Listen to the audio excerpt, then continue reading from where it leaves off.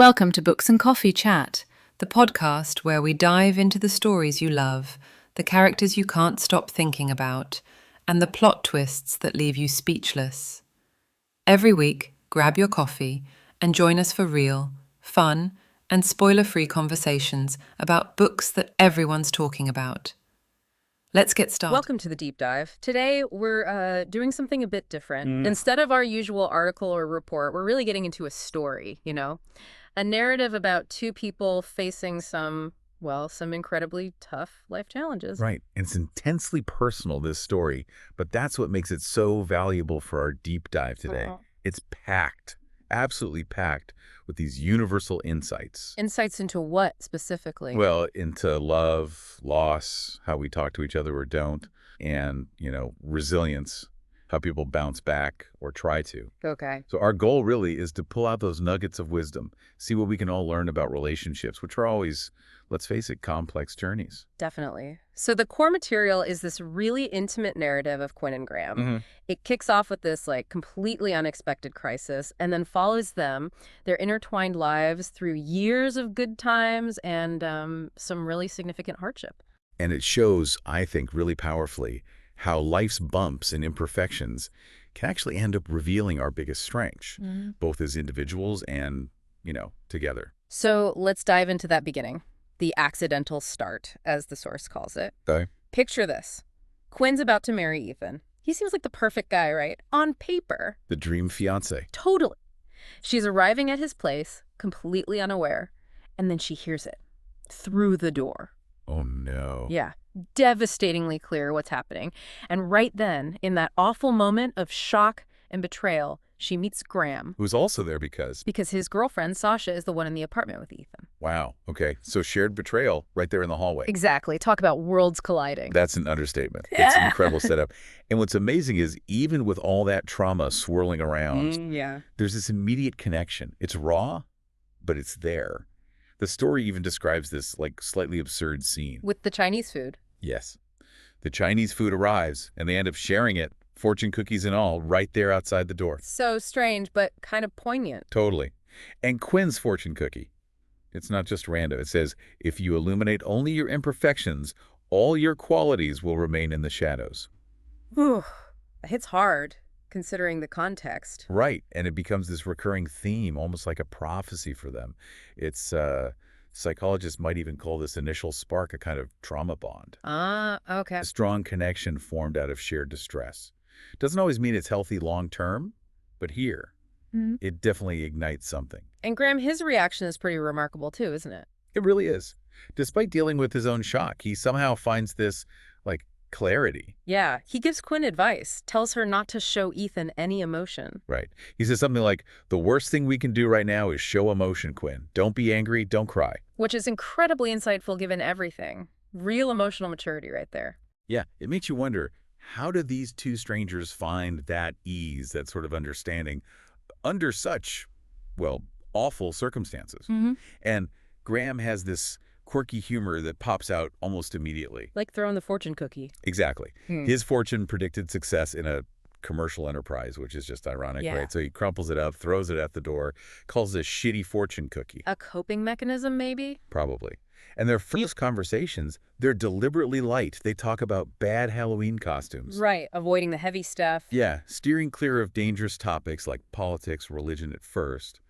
But those small talks, they're building trust, creating a little safe zone in the middle of chaos. It's about vulnerability, isn't it? Connecting beyond the immediate hurt. Absolutely. Shared vulnerability is powerful. And what's really fascinating is Graham's feeling about Quinn. Right from that first meeting, he feels this sense of destiny. Yeah, it's intense. He tells her later, we discovered each other the night we met in that hallway. He believes appearances didn't matter. He says he knew her. Right.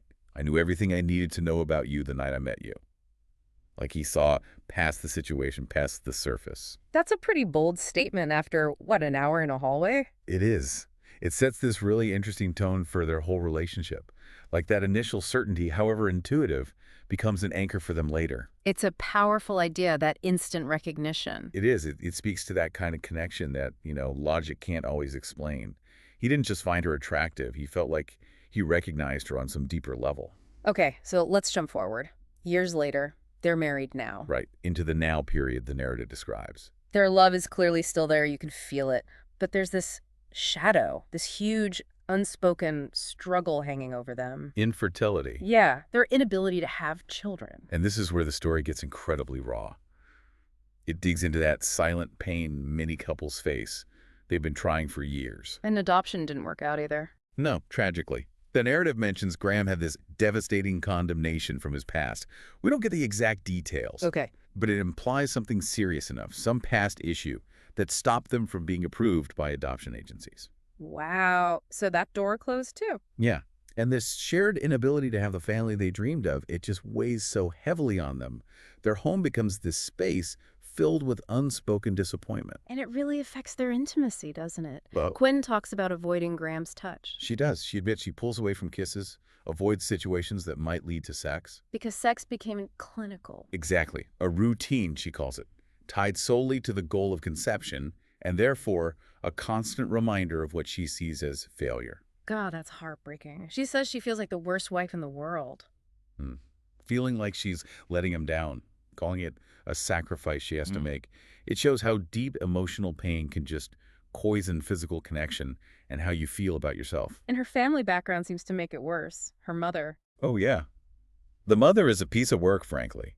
Claims she never wanted to be a mother, complains about the physical aspects. Which is the total opposite of Quinn's deep longing. Exactly. It just highlights Quinn's feelings of inadequacy. Plus, the mother's very materialistic, constantly criticizing Graham, wishing Quinn had married someone rich like Ethan.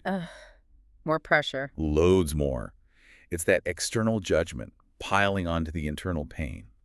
It's a recipe for withdrawal, maybe even that kind of emotional fawning, trying to please Graham while hiding her own hurt. And then, like pouring salt in the wound, her sister Ava gets pregnant. Unexpectedly pregnant, yeah. Yeah. Which, even though Ava tries to be sensitive, It just intensifies everything for Quinn. Yeah. The envy, the disappointment, it's just another painful reminder. right, and all of this, the infertility, the family pressure, the sister's news, it leads to this massive communication breakdown. They just stop talking about it. Pretty much. Mhm. Quinn becomes an expert at evasion, pretending to be asleep, being busy, locking the bathroom door accidentally. She just retreats.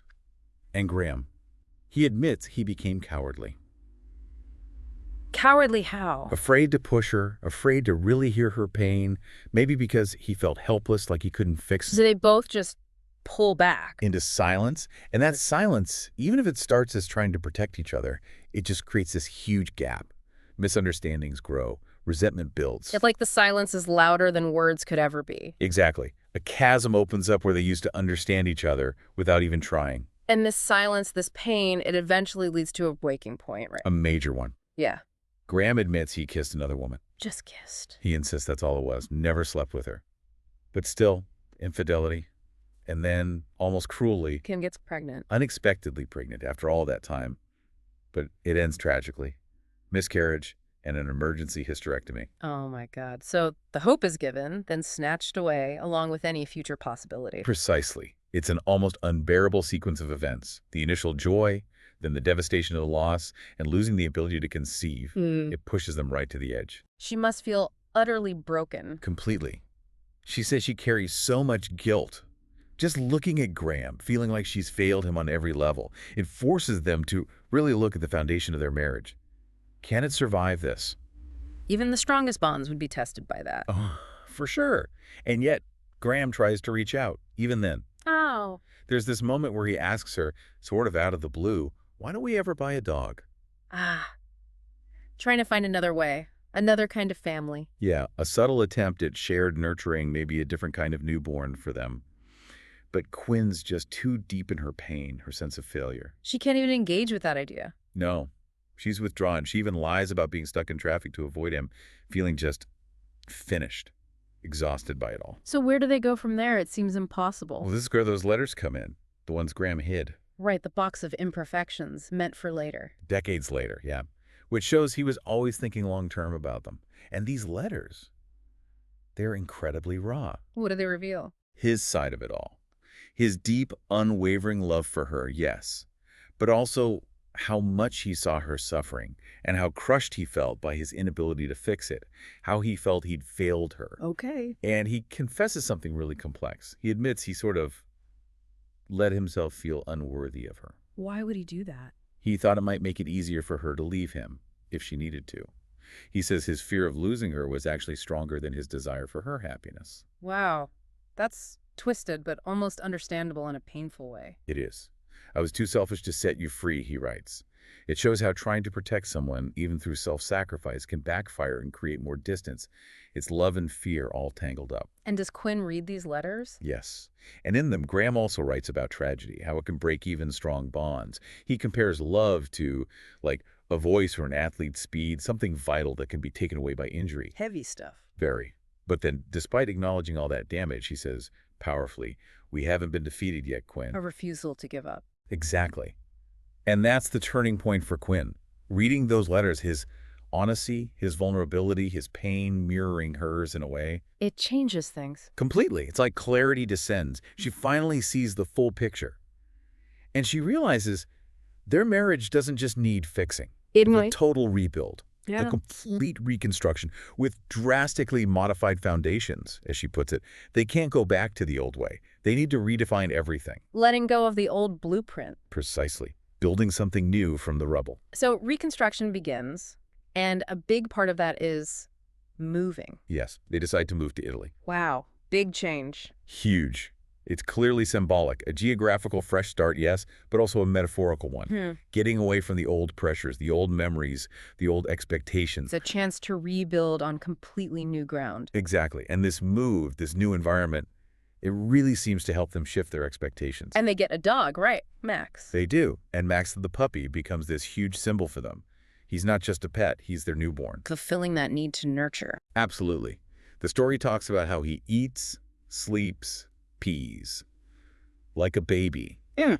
It fills that desire for parenthood just in a different way than they originally planned. It's about adapting the dream, not abandoning it. That's a great way to put it. Finding fulfillment in unexpected places. It shows that kind of psychological flexibility you need when life doesn't go according to plan. Redefining what family means. And Quinn starts to heal during this time too. Profoundly. The narrative really emphasizes this. She slowly lets go of focusing on what they don't have. And starts appreciating what they do. Right. She begins to accept her infertility, not as a source of shame, but as part of her story, something she can almost wear as a medal, as the source says. That's a powerful shift. It's not a flaw anymore. No. It's part of who she is, part of their story, but it doesn't diminish her or their love. That internal reframing is key. And with that healing, does the communication finally open up? It really does. It's beautiful, actually. They start talking about those forbidden topics in the beginning. Politics, religion. The stuff they avoided. Yeah. And Graham shares his views, which are described as balanced and insightful, and it deepens their connection on an intellectual level, too. It's not just about emotion anymore. And they can talk about the infertility now, without the pain overwhelming them. Yes. They even develop this, humorous way to deal with nosy questions from strangers about children. Turning it into a game. Kind of. Quinn mentions never thinking they'd reach a point where they could find humor in those painful questions. It shows real shared acceptance, taking back control of their narrative. That's amazing progress. It really is. And Graham, does he ever circle back to that destiny feeling from the start? He does. He reminds Quinn how improbable their meeting was, how it made her feel relevant, vital, crucial to him instantly. A validation of that initial connection. Definitely. And he reaffirms his desire to be a parent, but makes it clear it was always about doing it with her. "I want to make you a mother," he tells her. Not about biology, but partnership. Exactly. Partnership and nurturing, whatever form that takes. So their journey really shows that love isn't static, is it? It changes, adapts. Absolutely. It highlights how you can redefine happiness. It's not always about getting that perfect picture you had in your head. It's about finding joy in the reality you have. Finding completeness within all your imperfections, like that fortune cookie said way back at the beginning. Their story is this incredible example of finding fulfillment because of their challenges, not just despite them. Building something unique and real together. Yeah, the value isn't just in what you achieve, but who you are together through it all. So Quinn and Graham's story, it really drives home that the perfect life, well, it often isn't the one we planned. Right. It's the one we build sometimes painstakingly, Yeah. through the struggles, through commitment, and through having the guts to redefine happiness for ourselves. It really makes you think, doesn't it? Mm. How do you, listening right now, face the imperfections in your own life, your own relationships? When things don't go as planned, when expectations fall apart, how do you find that strength? How do you redefine what makes you happy and start rebuilding? Maybe the best love stories aren't the flawless ones after all. Maybe they're messy ones, the ones where people choose again and again to rebuild together even when everything seems broken. And that's a wrap for today's Books and Coffee Chat. If you enjoyed this conversation, don't forget to hit like, subscribe, and share this episode with your fellow book lovers. Got a book suggestion or a hot take? Drop it in the comments. New episodes every Monday, Wednesday, and Friday. See you next time, and don't forget, keep reading and keep